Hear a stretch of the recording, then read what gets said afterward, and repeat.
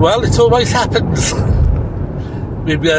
Tuesday is the day of the first hearing for this assault charge, where the guy has to turn up and submit his plea.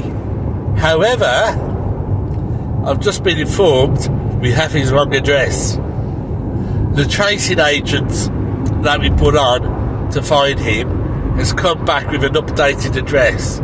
So the one we've served the warrant on and the one we've served the disclosure forms on and documents on is not his residential address. But we have been given the updated one where he is now, and there's been financial records linked to him at this new address as recently as October, and he's also on the electoral roll at this new address.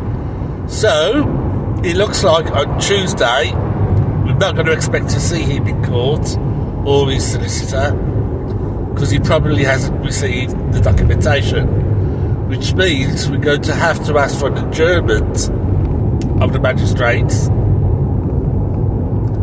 to allow us to reissue the documents to the correct address. Now, if the guy doesn't turn up, there's basically 4 things the magistrates can do. 1, they can issue an arrest warrant, which they're unlikely to do because we know that we may have the wrong address, so not likely to do that. 2, they can adjourn it so that the paperwork can be completed and sent to the correct address, which is what we're hoping for.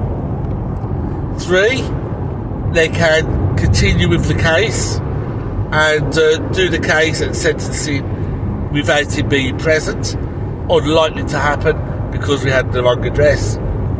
Or 4, they can throw the charges out of the magistrate's court and end the case there and then. That's a possibility, but it's not the end of the world. We have until Christmas Eve before the 6 months timing out arrives. So if it does get thrown out, we can resubmit the case to the magistrates with the correct address and start the process and timeline again. What I'm hoping for, though, is the adjournment, because I might look at asking the CPS to take over the case. We'll see what happens on Tuesday.